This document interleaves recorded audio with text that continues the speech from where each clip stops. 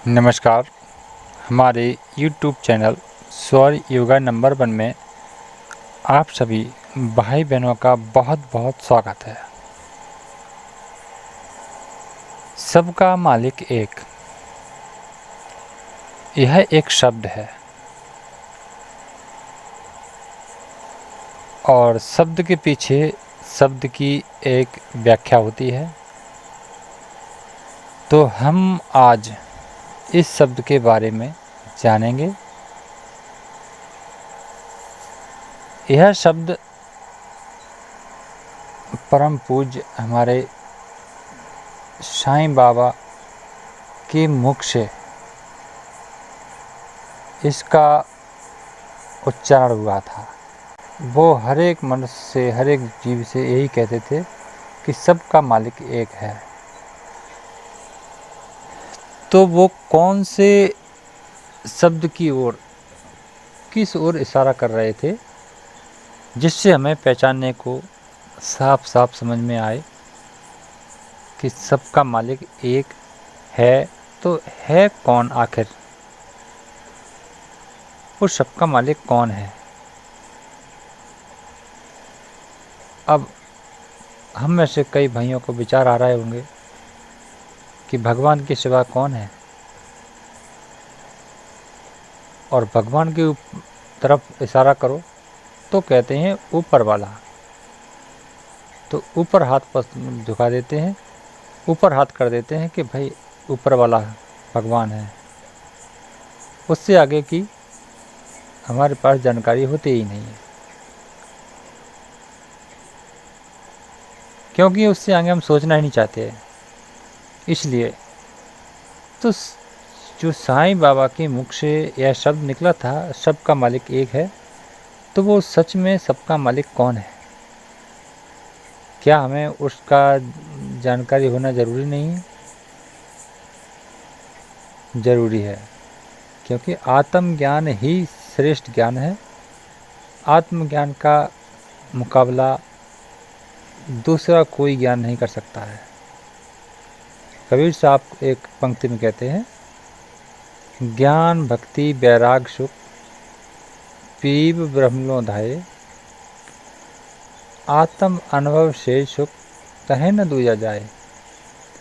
तो उनका कहने का अर्थ है कि वो इस पंक्ति के द्वारा, इस दोहे के द्वारा हम सब प्राणियों को समझाने का प्रयास कर रहे हैं।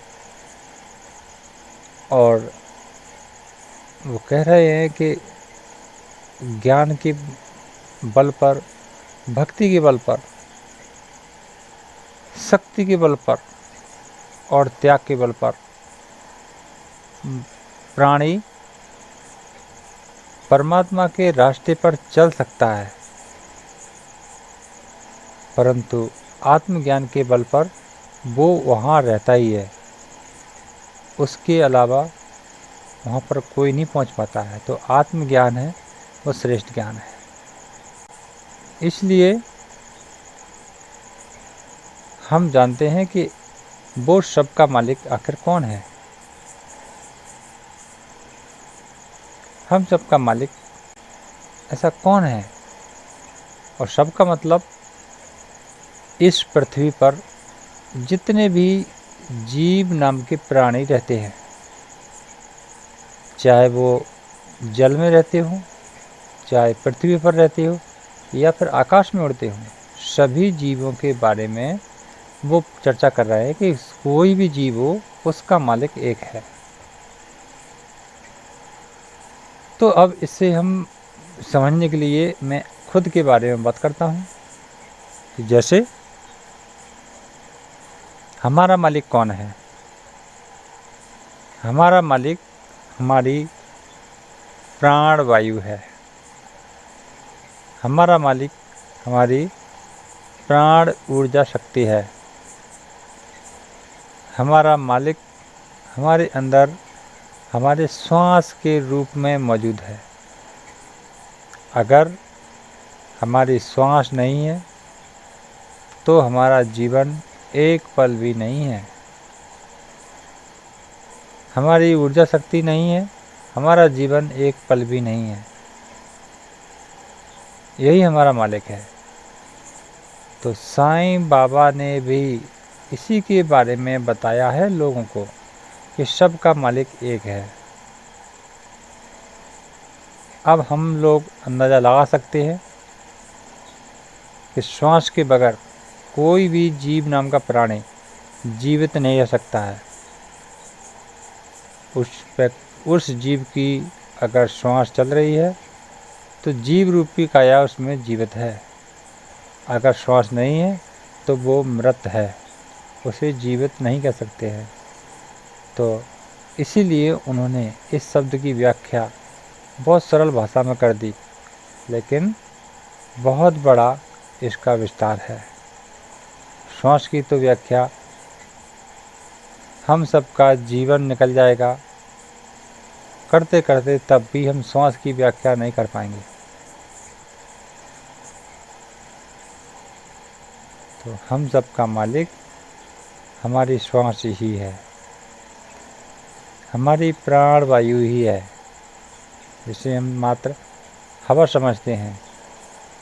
अगर इस वायुमंडल में जिस वक्त प्राण वायु यानी वायु की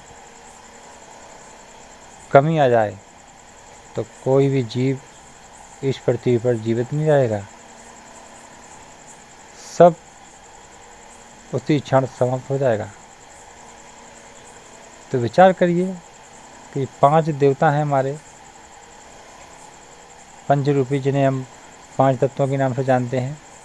उनमें से वायु देव है, उनका भी यही कार्य है कि प्रत्येक जीव को प्राण वायु देकर उन्हें जीवित बनाए रखना, ये उनका कार्य है।